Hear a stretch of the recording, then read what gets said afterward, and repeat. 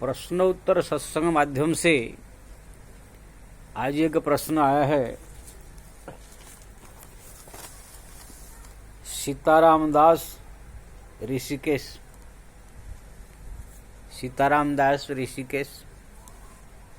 उनका प्रश्न है,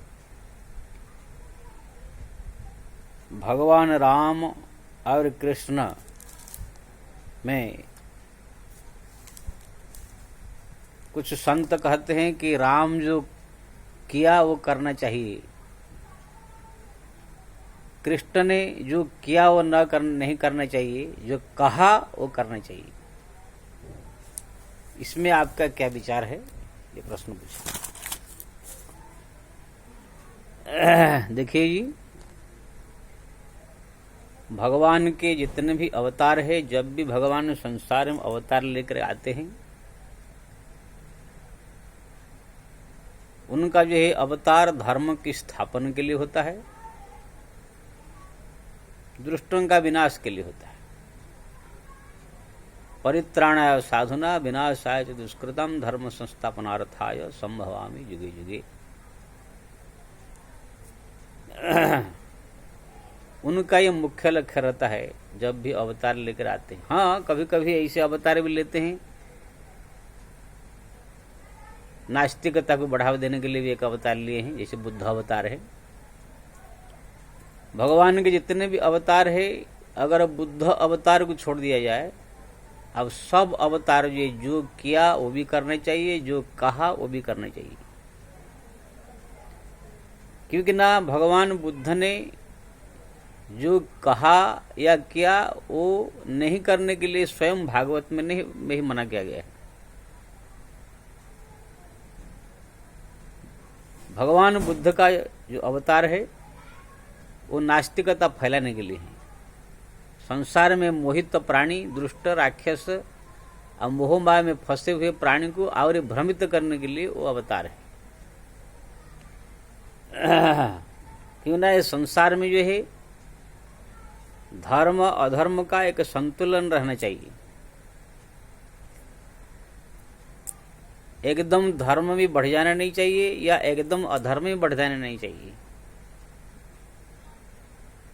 हाँ, ये सत्य युग है, इसमें थोड़ा धर्म की ज्यादा रहता है, अधर्म कम रहता है। त्रेता में थोड़ा सा 15-20 रहता है। द्वापर में जो है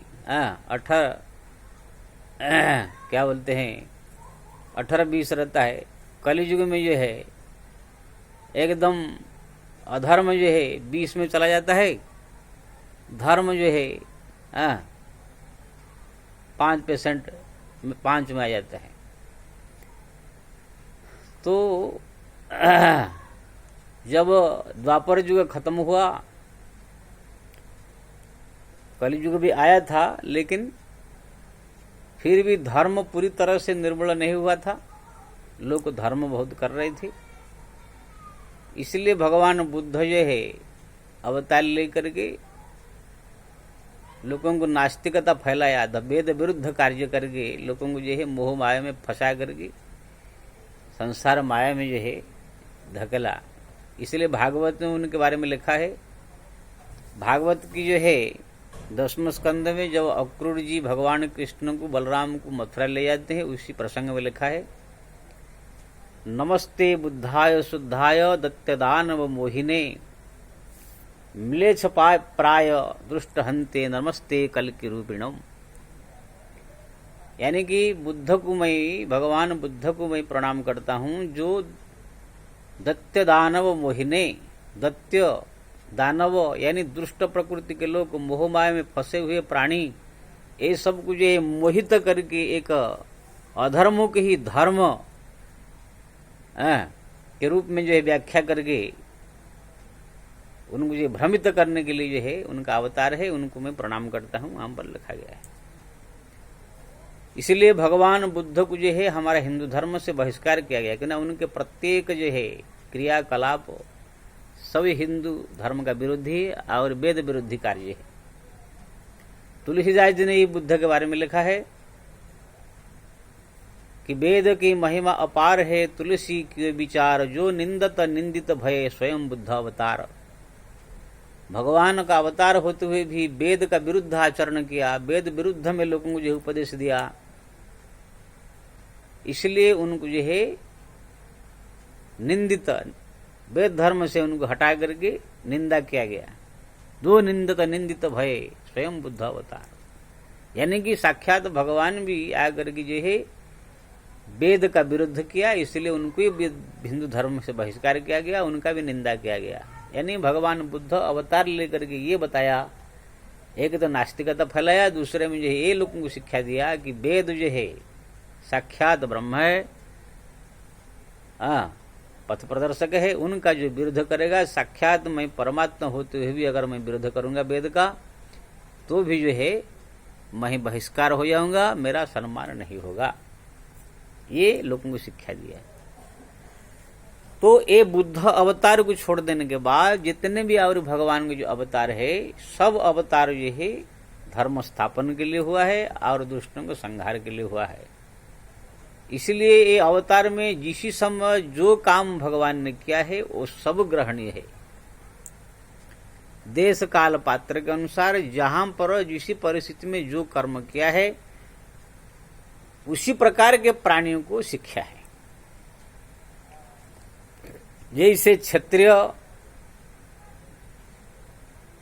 भगवान राम क्षत्रिय है, कृष्ण भी क्षत्रिय है, जब वो वन में मुर्गियां करने जाते हैं, शिकार खेलते हैं, युद्ध करते हैं, किस प्रकार से युद्ध करते हैं, कैसे मुर्गियां करते हैं, तो वो क्षत्रिय लोग के लिए शिक्षा है।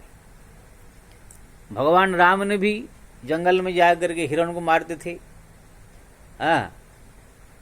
पावन मृग मारहि जियो जानी, दिन प्रति नृप दिखावई आनी। तो आप बोलोगे भगवान राम की प्रत्येक चीज ये शिक्षणीय है, तो क्या प्रतिदिन जाकर हिरण मारना ये सब लोग के लिए शिक्षा थोड़ी? कोई ब्राह्मण जाकर के हिरण तो नहीं मारेगा प्रतिदिन। ये क्षत्रिय लोग के लिए, जो क्षत्रिय है, युद्ध विद्या में अभ्यस्त रखना चाहते, युद्ध करते हैं, जो सेना है वो लोग को अपने युद्ध विद्या को अभ्यस्त रखने के लिए जाकर के हिरण मार के युद्ध विद्या का पारंगत होते रहना चाहिए। ऐसे ही भगवान राम ने जहां पर जो भी लीला किया, सब लोग के लिए सब ग्रहणीय नहीं। जैसे भगवान राम पुष्प वाटिका में गए, विश्वामित्र जी ने भेजा था, जाओ पुष्प ले, पुष्प ले के लिए गए, पुष्प लेते लेते वहां पर जो है माता जी का दर्शन किया, सीता जी का, और वहां पर जो है प्यार कर बैठे, लाइन लड़ाने लग गए, दिल उनका दे बैठे। तो ये देखने में तो थोड़ा हमारा ऐसा लगता है, लेकिन जो प्रेम करने वाले हैं, जो प्रेमी लोग को संसार में है, उन लोग के लिए शिक्षा है। जिससे जो प्रेम करता है उसी प्रकार की उनसे जो है इस प्रकार लगन लगाना चाहिए, इससे उनके प्रति प्रेम व्यवहार करना चाहिए, वो शिक्षा दिया। तो संसार में भगवान राम ने जो भी किया, वो भी जो लोग उसी श्रेणी के है, उसी प्रकार की शिक्षा उन लोग को दिया। जो कहा फिर तो सब लोग के लिए तो सब ग्रहणीय नहीं है। शूद्र के लिए जो उपदेश दिया शूद्र ग्रहणीय है, ब्राह्मण के लिए जो उपदेश दिया ब्राह्मण ग्रहणीय है, संतों के लिए जो उपदेश दिया संतों के लिए, सबके लिए जो कहा क्या, जिसके लिए कहा उसी के लिए वो उपदेश ग्रहणीय है। ऐसे ही भगवान कृष्ण भी। लोग क्या है, भगवान कृष्ण के ऊपर आक्षेप करते हैं कि वो गोपियों को छेड़खानी कर देते थे, इसलिए उनकी लीला मर्यादा नहीं है। नहीं, ये जो समझने वाले हैं मूर्ख है, मैं तो कहूंगा सीधा मूर्ख। भगवान कृष्ण ही मर्यादा पुरुषोत्तम है। जो गोपियों को वो छेड़ते हैं वो पहले जन्म में सो ऋषि मुनि महात्मा थे, कुछ ऐसे वैकुंठ की जो है दासियां थी, और सब सोचते थे कि हम भगवान के साथ में लीला करें, उनको जो हृदय में लगाए, उनसे प्यार करें।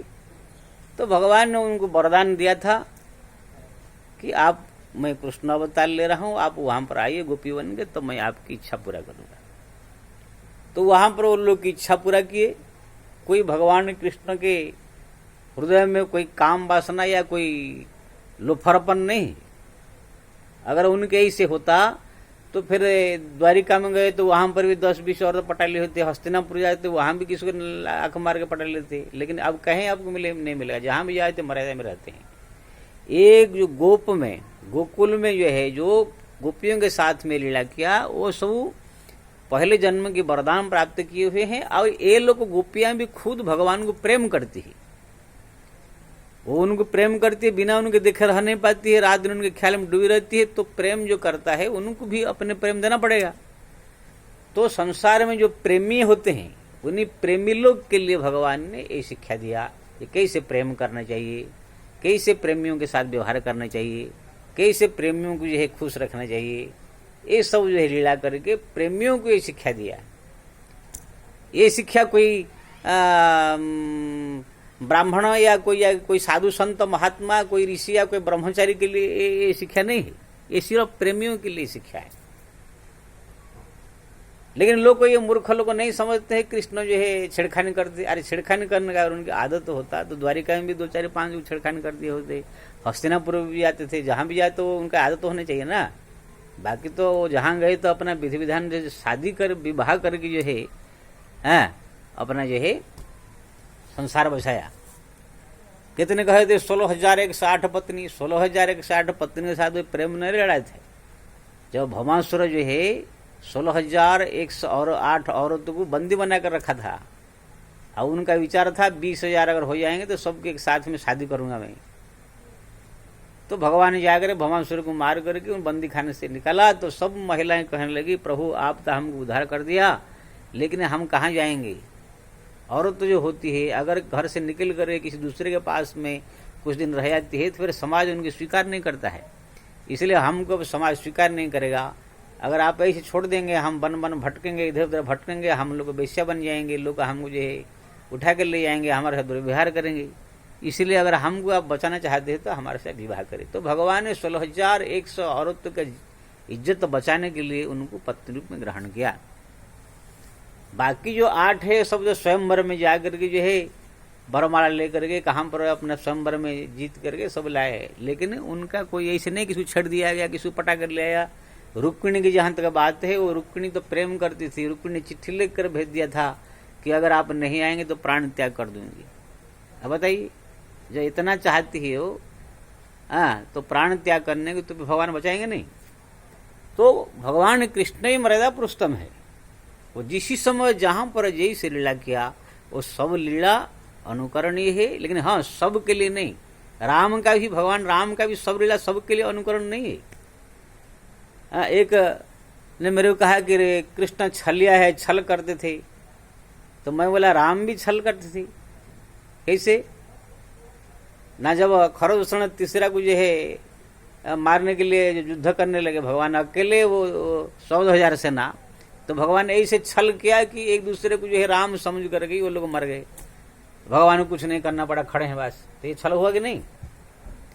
कि ना वहां पर जरूरत है ये छल। क्या है वहां छल करना? दुष्ट, राक्षस, बदमाश, गुंडे, आतंकवादी, वो सब के साथ कैसे भी उनको मारो, छल से, कपट से, ये धर्म है। अभी कोई आतंकवादी आ जाएगा किसी गली में, कहा किसी इलाका में छिप जाएगा, अब वहां पर बम विस्फोट करना चाहेगा, लोगों को मालूम पड़ जाएगा तो वो सोचें कि ये सोया हुआ है कि बैठा हुआ है, नहीं मारना चाहिए, सोया हुआ है कि भोजन कर रहा है। देखेंगे जहां पर जिस परिस्थिति में देखो उसे खत्म करो, यही से भी बुद्धि आवे। ऐसे ही भगवान राम ने देखा 14,000 है, मैं अकेला हूँ, क्या इनको ऐसे युद्ध करने का, ये माया फैला दिया, अपने आप ही राम राम समझ करके सबको लड़ बैठे। तो वो भी जरूरी वहां पर है। तो इसलिए भगवान कृष्ण ही मर्यादा पुरुषोत्तम है, राम ही मर्यादा पुरुषोत्तम है। कितने कहते भगवान कृष्ण ने दुष्ट से झूठ बोलवाया, वहां पर झूठ बोलना भी धर्म है। कि ना भगवान धर्म की स्थापना करने के लिए आए हैं, दुष्टों को संहार करने के लिए। अगर वहां पर झूठ नहीं बोलेगा द्रोणाचार्य मरेगा नहीं। द्रोणाचार्य के सामने इंद्र भी नहीं खड़ा हो सकता, इतना योद्धा थे वो, तो फिर मरेगा कैसे हो? धर्म का स्थापन कैसे होगा? वो अधर्म के पक्ष में युद्ध कर रहे हैं, अधर्म पक्ष में युद्ध करने वालों को चाहिए कैसे भी उसको समाप्त करो। झूठ बोल के, छल कपट कैसे भी करे। सब जगह झूठ बोलना अधर्म नहीं है। नर में विवाहे वृत्त्यर्थे प्राण संकटे गो ब्राह्मण हिताय च नामृता विष्टम। भागवत में लिखा है कि पति पत्नी की हंसी मजाक में, कभी पत्नी पत्नी हंसी मजाक झूठ बोल लेते हैं। कन्या का विवाह में, कोई कन्या देखने बहू बनाने के लिए आए हैं तो कन्या के बारे में आप झूठ मूठ बोल के हाँ अच्छी है, भले अच्छी नहीं हो, अच्छी कहा करके उसकी प्रशंसा करनी चाहिए। वृत्ति अर्थ है अपना जो धंधा पानी में थोड़ा मोड़ा झूठ बोलना चाहिए। प्राण संकट है, प्राण अगर संकट में है, झूठ बोलने से अगर हम प्राण बच जाएगा तो वहाँ झूठ बोल देना चाहिए। गो ब्राह्मण हिताय च, गौ के लिए, ब्राह्मण के लिए, संतों के लिए, धर्म के लिए अगर कहीं झूठ बोलना पड़े, ये धर्म ही माना जाता है, शास्त्र में लिखा है। तो वहां पर धर्म की रक्षा के लिए युधिष्ठिर से जो है झूठ बोलवाया। जहां पर भगवान ने झूठ बोलाया या छल किया या कपट किया, जो भी किया वो देश काल पात्र के अनुसार धर्म रक्षा के लिए, जगत कल्याण के लिए ही किया। इसलिए जो ना समझ मूर्ख लोग है वो तो जानते नहीं है कि वहां झूठ बोल, युधिष्ठिर से झूठ बोला दिया, वहां पर छल कर दिया, गोपियों को छेड़ दिया। वो जहां पर जैसे लीला किए हैं सब उसी प्रकार के प्राणियों के लिए अनुकरण ही है। इसलिए उनको जो आक्षेप नहीं करना चाहिए। राम भी मर्यादा पुरुषोत्तम है, कृष्ण भी मर्यादा पुरुषोत्तम है। कृष्ण ने जो कहा, जो किया वो भी करना चाहिए, देश पाल पात्र के अनुसार जिसको जो करना चाहिए। ऐसे भगवान राम ने जो भी किया या कहा वो भी करना चाहिए। क्या भगवान राम ने जो कर दिया सब करना चाहिए? सबके लिए नहीं, जो जिसके लिए जो लीला किया उसके लिए जो है उसका अनुकरण करना चाहिए। श्री राम। तो इसी प्रकार से जो है शंका का समाधान हो गया होगा मेरे विचार से। इसलिए भगवान का जो भी अवतार है सब मर्यादा अवतार है। जैसे भगवान का ऋषभ अवतार है, वो परमहंस के लिए शिक्षा देने के लिए आए थे। वो सोए ही बलपुत्र त्याग कर देते थे, जमीन पर नंगा धड़ंग रहते थे। तो आप बोले कि वो अमर्यादा नहीं, वो परमहंस की वृत्ति के जो लोग हैं उनके लिए वो शिक्षा देना है, इसलिए उनके लिए वो शिक्षा है। इसलिए ये जो रामकृष्ण का जो लोग भेद करते हैं ये भेद नहीं करना चाहिए। भगवान का सब अवतार महान है। हाँ, जो गौतम बुद्ध अवतार है वो नास्तिकों के लिए भ्रमित करने के लिए अवतार है, भागवत में स्वयं कहा गया है। इसलिए वो अवतार में जो किया या जो कहा वो सब ग्रहणीय नहीं, बाकी सब अवतार का जो है ग्रहण करने योग्य। जय श्री राम।